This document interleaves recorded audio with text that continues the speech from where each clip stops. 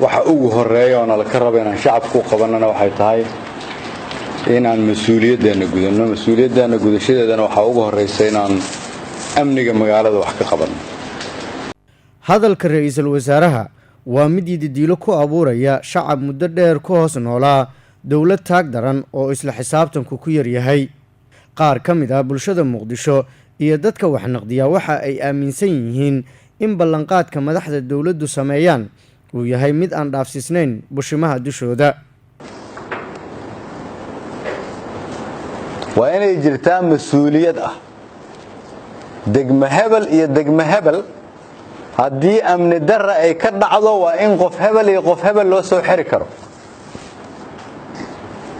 maxaa waxaanoo janadaala u joogaan haddii qaraxay dhacayaan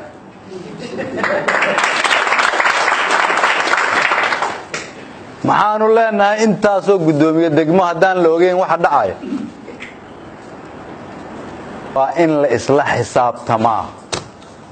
meel walba ciidan baa taagan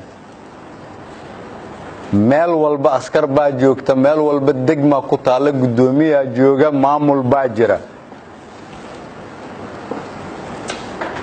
waa inaan ognahay meesha dhib ku yaalo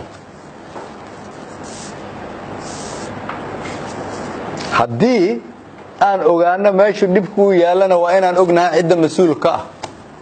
cidi waa inay mas'uuliyad qaadaa markii dhib dhaco ballanqaadkan wali xooggiisa lama fulin inkastoo taliska booliska uu dhowr degmo taliyayaasha ciidanka bedelay haddana taas ma aysan joojin falalka amni darrada la xiriira ee sida qulqulka ah uga dhacaya degmooyin badan dadka ku nool degmooyinka Hodan Warta Nabadda Yaaqshiid Hilwaa Dharkinley iyo kuwa kale waxa ay qaati ka taagan yihiin kooxo burcad ah oo dhac ka geysta degmooyinkaas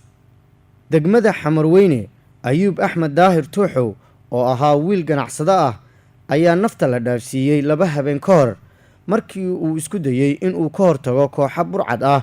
oo mobil ka dhacay gabar mareysay meel u dhow fiye ay jito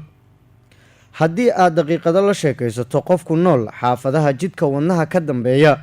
waxa aad ka helaysaa dhacdooyin tixana ah oo walwal amni wata